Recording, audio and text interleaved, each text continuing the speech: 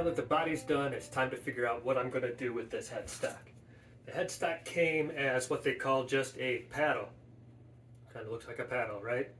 They've got this side pretty well where you want it to be with the holes for the tuning pegs pre-drilled, but there's no particular shape to the headstock, perhaps simply to get around any kind of copyright infringement. They didn't want to pre-shape it like a Stratocaster headstock, even though they are able to copy the Stratocaster body, apparently. So on the back, I've got traced on there two things. One, you can see the outline of an actual Stratocaster headstock there. Then inside of that, I tried to curve a little stinger onto it, which is similar to what I did on my Telecaster kit. The significant difference being that the little circle up here on a Telecaster is much smaller than what it is on a Stratocaster. So I couldn't just exactly emulate the same shape on here because that smaller stinger would look a little silly.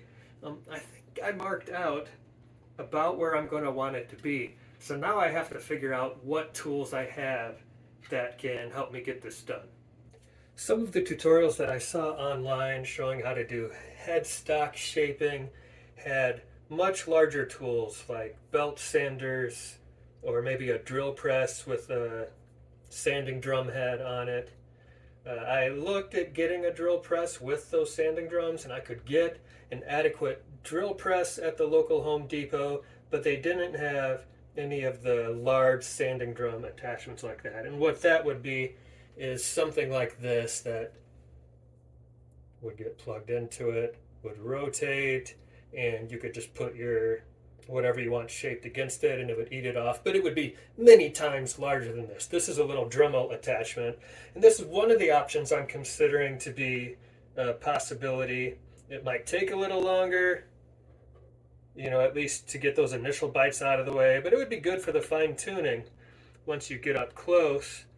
Another one of my options, I got some of these grinder tips. You can see the tip of it being black. I used it on some of the holes I did on the record album, some of the larger holes, like where the volume and tone knob were coming through. I pushed through with that. So we still got a little vinyl melted on the end. I need to get off of that.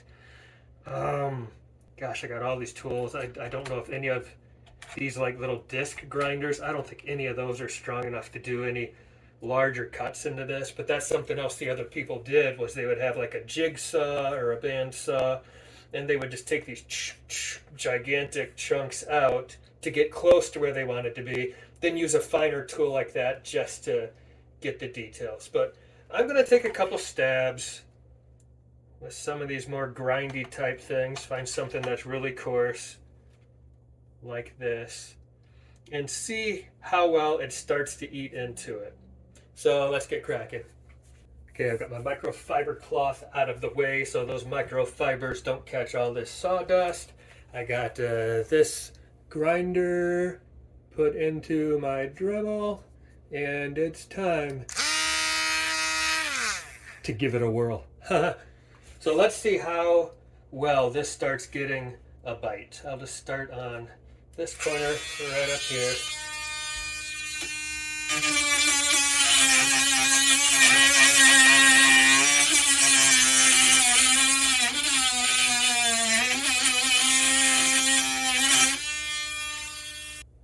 That ain't doing nothing. This, the little Dremel drum sander. Let's give that a try. See if it goes any faster than the other one. Yep.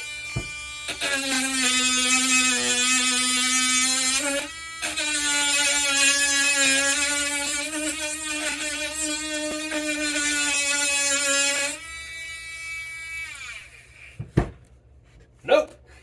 We're gonna have to get more creative.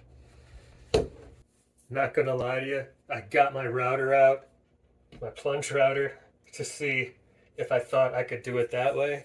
And between the amount of horsepower that thing brings and, you know, this being kind of an unstable thing to try to hold level underneath it, I may have destroyed the entirety of humankind trying to do it that way. So what I'm gonna try to do, I got this wheel on here. I did a little test cut on a side piece of wood. This might be what I want to use to get close to the lines and then use something else to grind it / sand it all the way to its final state from there. So I'm going to get me a mask on. I'm going to start making some cuts, and we'll see if this is the technique that we think we can continue with for the entirety of it. I got my mask on. Let's do this.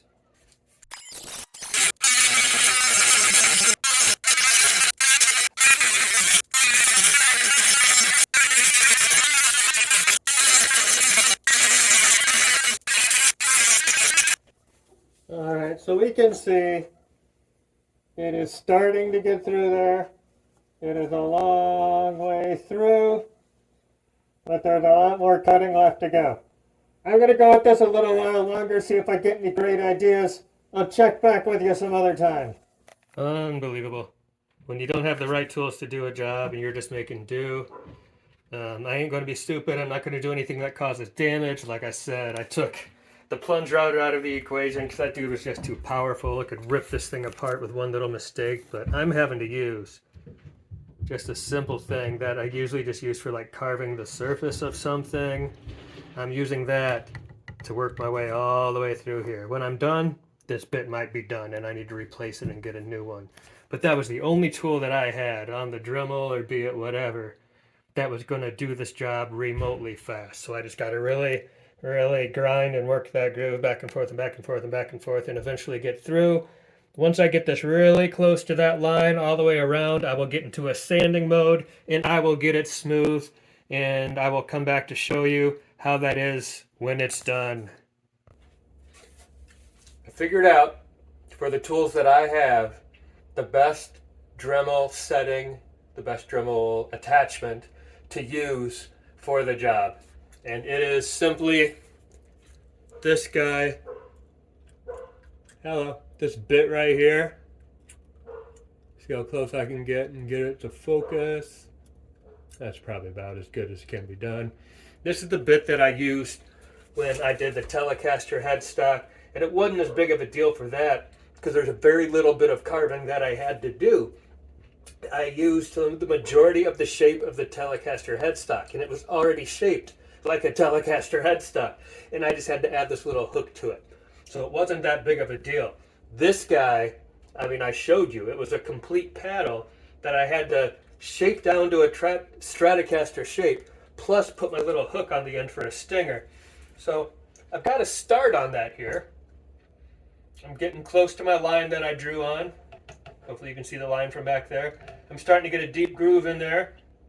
It has taken a little while to get to this point, and I just want to show a little bit of what the process looks like. I'm not going to video this entire thing because there's still a little bit of grind ahead of me. Here's some of the pieces already cut through. You know, instead of grinding in completely from the edge of the paddle, I did try to take out these little chunks, but even doing that took some time. So we are going to dig in here and get started. Okay. Yeah.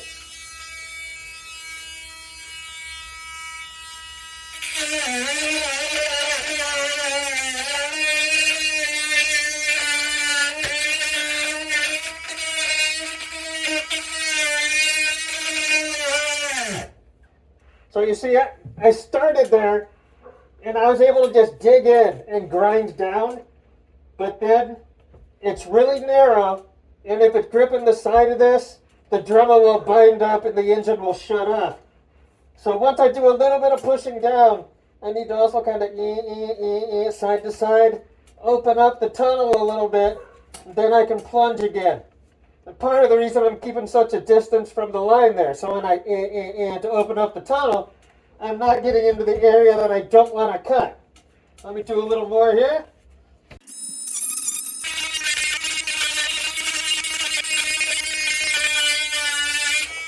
Opened up the tunnel.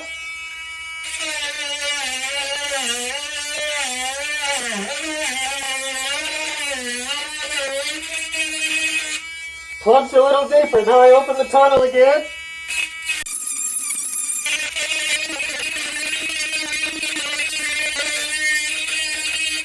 Now I'll plunge a little deeper.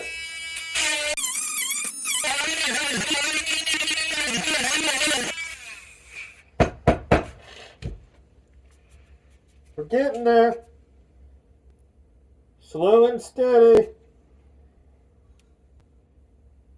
Yeah. Maybe about halfway through that. Making good progress. I'm going to keep you all posted. Let me show you what the telly one looks like. There we go. You can see the Telecaster over here, the yellow one. It already had most of that shape on it. I just had to dig into that circle a little bit and get that hook. This guy is taking a lot more work. Let me come around here. There we go. So see, they're gonna kind of match, but it's just not exactly the same size headstock. I wasn't able to emulate the exact same shape and just duplicate it, but that's still the theme I'm going towards. I'm gonna get this all the way through, start doing the sanding, and then come back for more updates. After much work, the headstock is shaped.